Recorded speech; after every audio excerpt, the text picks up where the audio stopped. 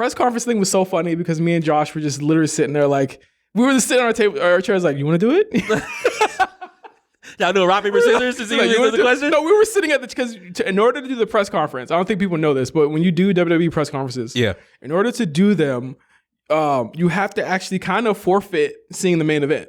Because you ever wonder why the people are already there when the show's over? Yeah. It's because they basically forfeit watching the last match of the show in order to go get ready for it. So we have to go down to this floor seats, and then we have to we can kind of see the last match, but literally as soon as they say 3, your ass is getting shipped to the next room. Yeah. So we actually had to watch the rest of the show from a TV in the press room, like all the way into a dome. Into a dome was a labyrinth, by the way. Like where we sat for the press room, it was past the practice courts. Like that's how fucking far that press room was. You had to get out there quick. So you're probably seeing the "I'm Game 7, I'm Mr. Clutch" from the room. Yes. Okay. But I can hear it. Oh, you can hear it. I couldn't hear it. We couldn't hear it. Oh, you couldn't hear it. The sound was off. They were still getting the sound ready. So me and Josh are just like walking, just trying to but the whole time, like we're sitting there, and then Josh gets in there, and this motherfucker's so crazy. He's like, all right, I'm gonna ask Triple H this. Josh had a question ready for Triple H. And he says, you ask Triple H this. And I'm like, all right, fuck it. I'm like, no, how about you ask Triple H this? I'm asking because he wanted to ask like when Travis Scott was gonna defend his hardcore championship. Okay. And then we're sitting there and just like, and then the whole time I'm thinking like I want to ask CM Punk something. Yeah. Because like and I said this on the A show and I think they got mad at me when I said it. But like I have been so removed from doing editorial and doing journalism stuff that like I was actually really scared. Yeah.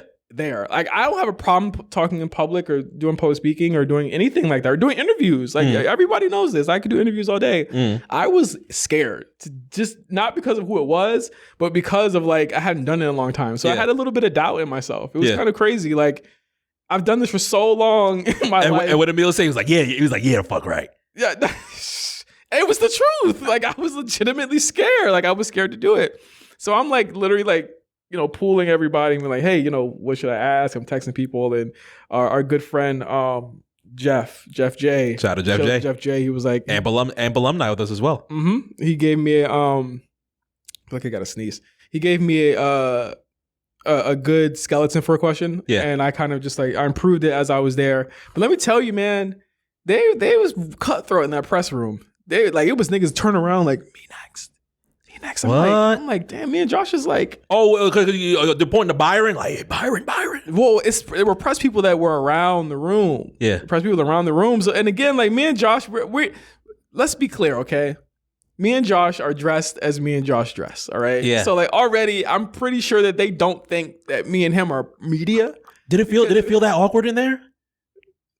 As far as like, it felt like people looking around like, what are these niggas doing? What are these niggas doing? Yeah, it definitely did because I feel like it definitely like it kind of shaped the way people looked at us. Yeah. Until I asked that question. Yeah. But I'm for sure they weren't taking it serious. But we, niggas was.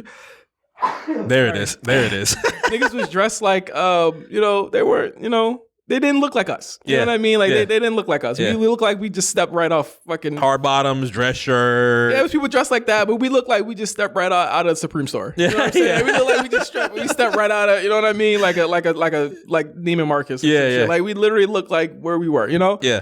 So like it was tough for us to get a question in, but I was like, I'm going to ask a question to CM Punk. Like that's like my favorite wrestler, and I was like, if this is what it is, like, I want to do that. I want to ask him a question more. I want to ask Triple H a question. So he gets in there, and they were trying to get him in and out. They don't ask too many questions at these pressers anymore. It used to be like 5 and 6 questions. They only cut it like 3 now. Yeah.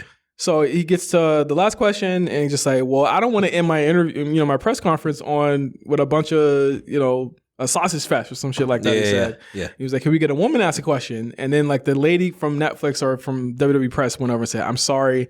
If you were a woman, I would have definitely gave you that last question, but I'm sorry. It's like, it's cool. In my mind, I'm like, I'm being silenced. You know what I'm saying? Because the thing is, even if there weren't any women asking, there also weren't any black people asking anything either. It was all like white people there asking questions. And like, it took like, as afraid as I was like, there needs to be more people of color in these rooms. There needs to be more people of color asking these questions, and we need to have that perspective. And I don't think there's enough of that. You know what I mean? And I think that, as crazy as it might have sounded when Josh had nudged us to do it, it actually was the right thing to do, because it showed that like y'all are judging the book by its cover too much. You know Absolutely. what I mean? And I'm thankful for him for doing that. And I mean, he wasn't even repping Blackprint in there, dog. He was repping A Show. He had his money. He had his money in the bank. He has money in the bank. He was repping A Show. He was literally like, "We're from the A Show." Yeah. I'm like, you are such a fool, bro. But like, so the question with Punk comes around. I asked him his question, and he really liked the question. You could tell he really liked the question. Yeah. It was awesome. You know what I mean? Like, this is somebody that I watched since I was. He's the reason.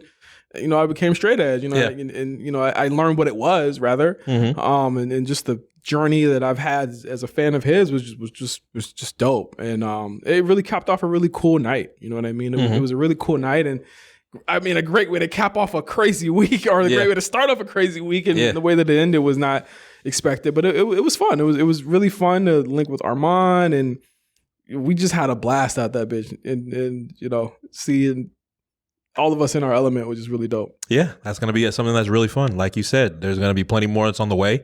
Vegas is right 3 months away as of right now. We got to get ready for that. It's right around the corner. Walemania will be there. I don't know where yet, but it's going to be there. And let's just say I'll probably be part of that too.